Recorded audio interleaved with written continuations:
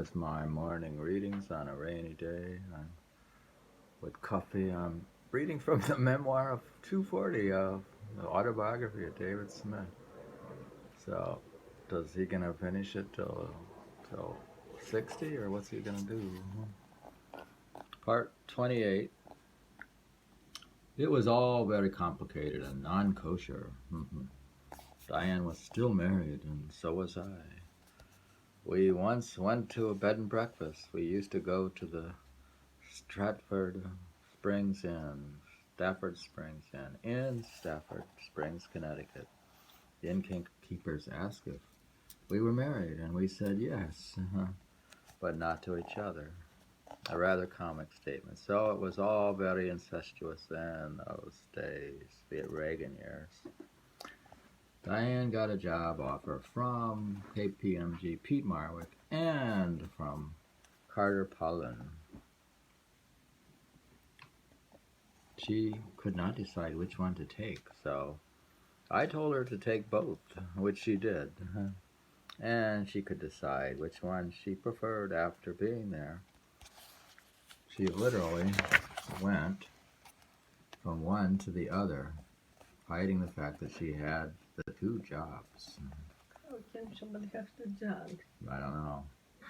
After she saw that Valin Pollen, a proxy contest firm, was a really tough place with a lot of stress, she decided on KPMG, Peat, Marwick. Valin Pollen and Don Carter was later accused of misdoings associated with the Drexel hostile takeover year, so she was satisfied with her decision. Actually, Carter Pollen, the way she used to say Valin Pollen.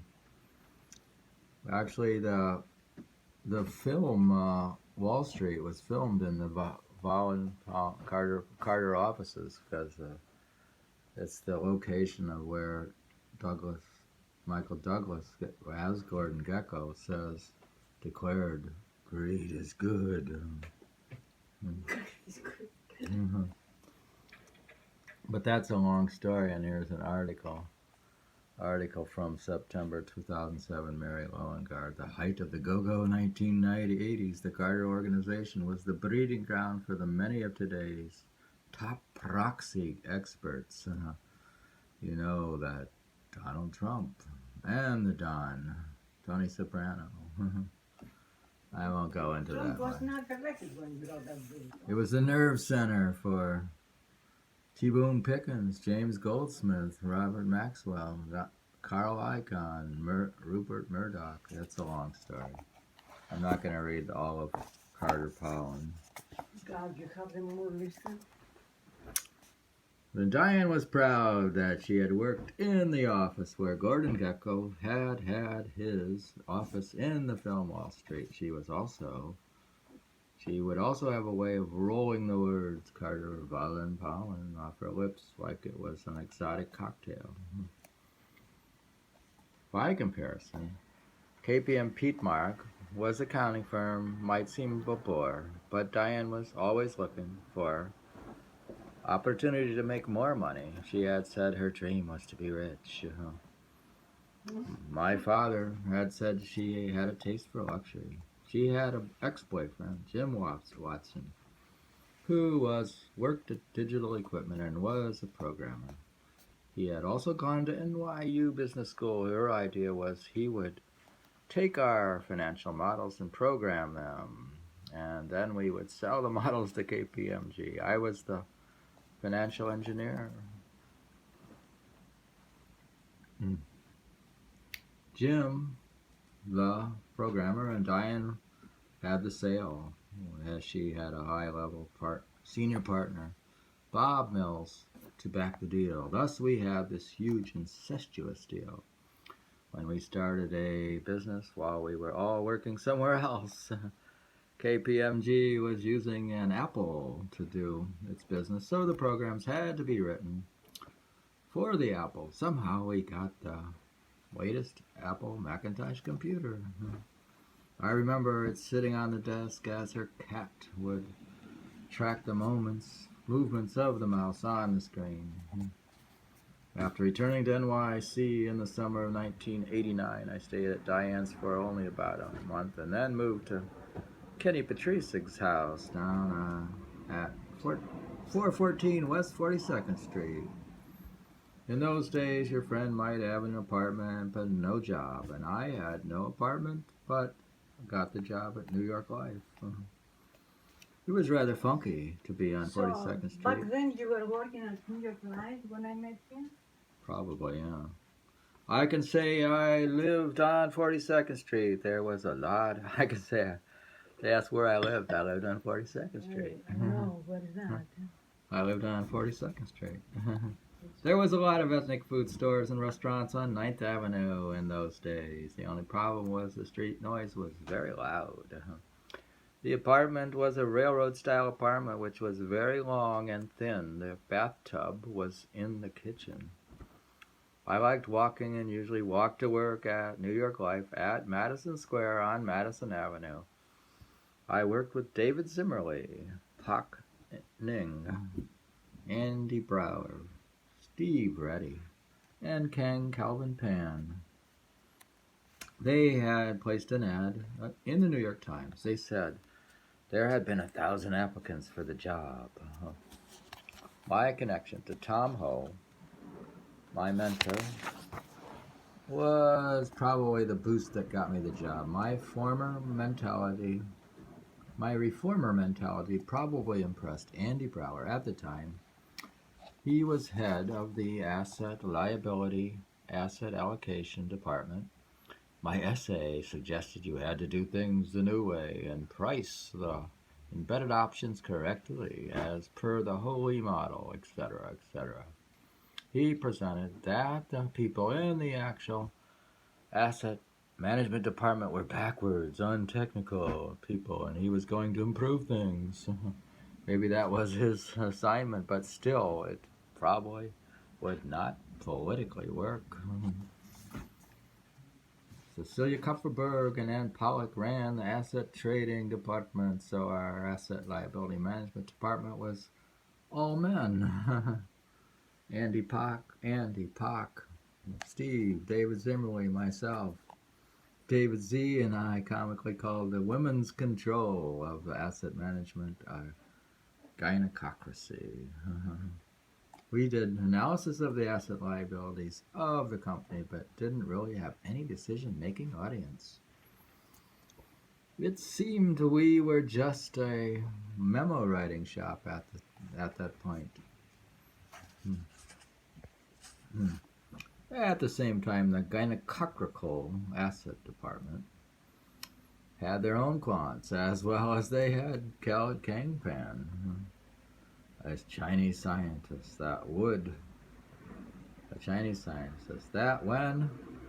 to Wharton and developed prepayment models. There was Jim Mehling, who was their derivatives guy, but this was all hypothetical, and they actually hardly did any derivatives anyway. So all the men were disempowered, and Kelvin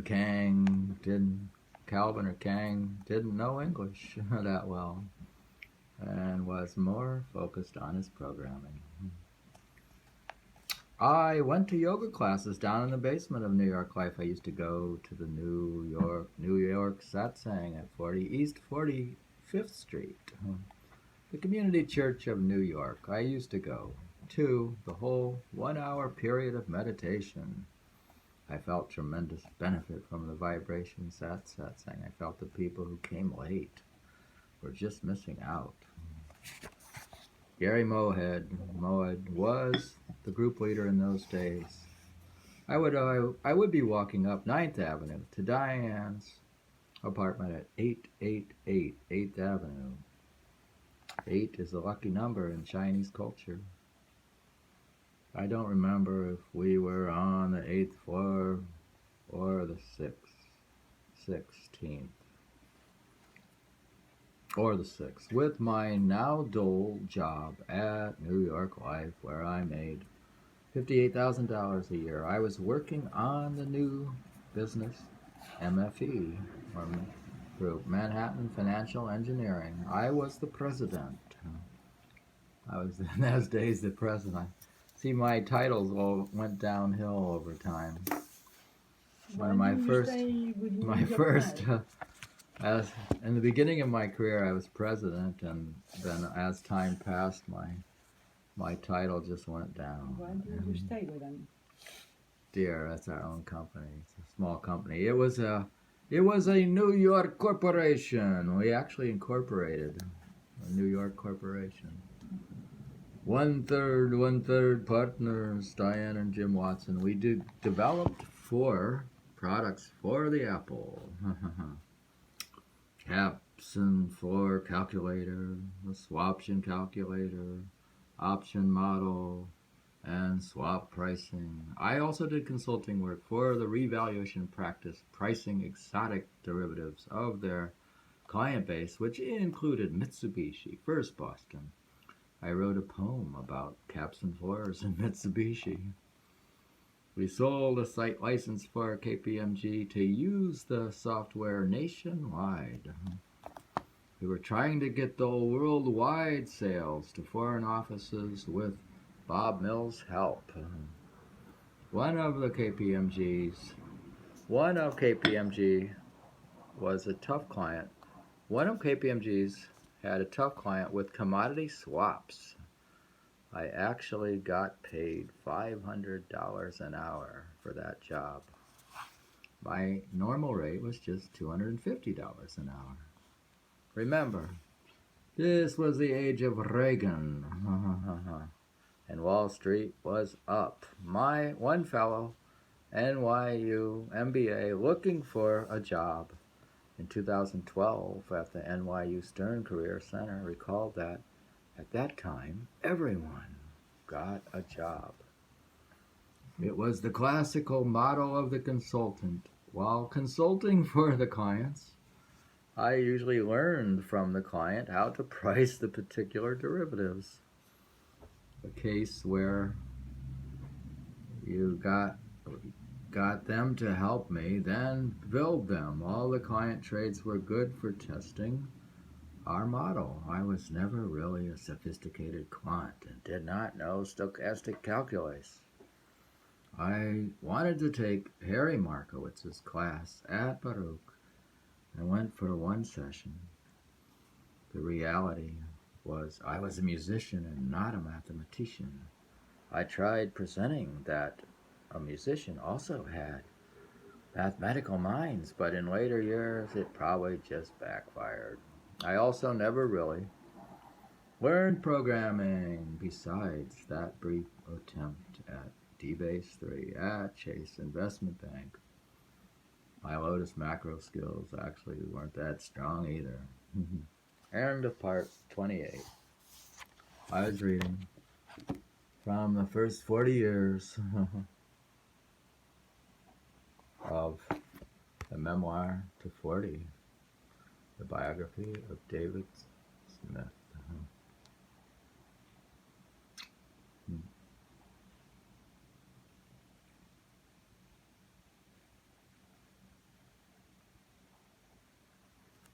Memoir to 40, David Roy Smith.